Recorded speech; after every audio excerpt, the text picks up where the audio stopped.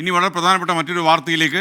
പരിസ്ഥിതി ലോല പ്രദേശങ്ങൾ നിർണ്ണയിക്കുന്ന അന്തിമ വിജ്ഞാപനം ഉടൻ പുറത്തിറങ്ങാനിരിക്കെ പശ്ചിമഘട്ട മലയോര മേഖലകളിൽ വല്ലാത്ത ആശങ്ക പടരുന്നെന്ന് റിപ്പോർട്ട്.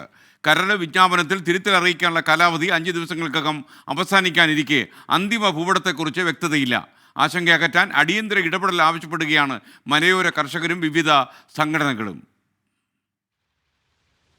ഒരു ഭാഗത്ത് പശ്ചിമഘട്ട സംരക്ഷണം, മറുവശത്ത് മലയോര മേഖലയിലെ ജനങ്ങളുടെ ജീവിതം പ്രതിസന്ധിയിലാകുമെന്ന ആശങ്ക.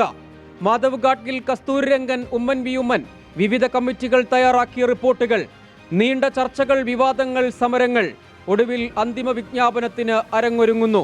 കേരളത്തിലെ 131 വില്ലേജുകൾ പരിസ്ഥിതി ലോല പ്രദേശമായി പ്രഖ്യാപിക്കപ്പെടും. നിയന്ത്രണങ്ങൾ മേഖലയിലെ ലക്ഷക്കണക്കിന് മനുഷ്യരുടെ ജീവിതത്തെ നേരിട്ട് ബാധിക്കും. ഭൂമിയുടെ ആധാരത്തിൽ ESI മാർക്ക് ചെയ്യപ്പെടുമെന്നതിനാൽ ഇടപാടുകൾ തടസ്സപ്പെടുന്നത് മുതൽ മൂല്യത്തകർച്ച വരെ നേരിടും. എന്നാൽ ആശങ്ക പരിഹരിക്കാൻ സംസ്ഥാന സർക്കാർ എന്തു ചെയ്തു?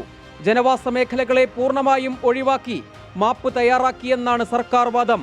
എന്നാൽ ആ ഭൂപടം ഇവിടെ മാപ്പ് പരിശോധിച്ച് ജനങ്ങൾക്ക് ആക്ഷേപമറിയിക്കാനുള്ള അവസരം ലഭിക്കാത്തതെന്ത്? ജനവാസ കേന്ദ്രങ്ങളും കൃഷിയിടങ്ങളും പൂർണ്ണമായി ഒഴിവാക്കിയെന്ന് ജനങ്ങൾക്ക് എങ്ങനെ ഉറപ്പിക്കാൻ കഴിയും? തിരുത്തലിനുള്ള അവസരം ഫലപ്രദമായി പ്രയോജനപ്പെടുത്തുന്നുണ്ടോ? വിഷയത്തിൽ രൂക്ഷ വിമർശനവുമായി Thalassery arch bishop Mar Joseph Pamplany.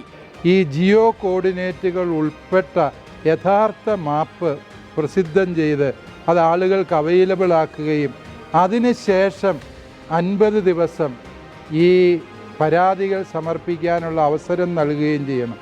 ഇത് ഉദ്യോഗസ്ഥരുടെ ഇഷ്ടാനിഷ്ടങ്ങൾക്കും അവരുടെ ദയാദാക്ഷിണ്യങ്ങൾക്കും കർഷകരെ ബലിയാടാക്കുന്ന ഒരു ഗതികേടിലേക്കാണ് ഇപ്പോൾ കാര്യങ്ങൾ നീങ്ങുന്നത്. മലബാറിലെ 5 ജില്ലകളിലായാണ് ഏറ്റവും കൂടുതൽ പരിസ്ഥിതി ലോല പ്രദേശങ്ങൾ ഉൾപ്പെട്ടിരിക്കുന്നത്.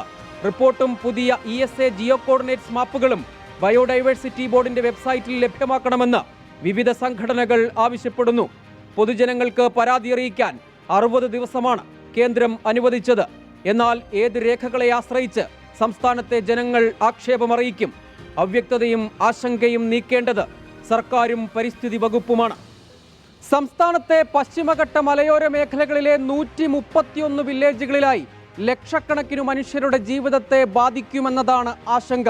സംസ്ഥാന സർക്കാർ എന്തു ചെയ്തു? ജനവാസ മേഖലകളെ പൂർണ്ണമായും ഒഴിവാക്കി ഭൂപടം തയ്യാറാക്കിയെന്നാണ് സംസ്ഥാന സർക്കാർ വാദം.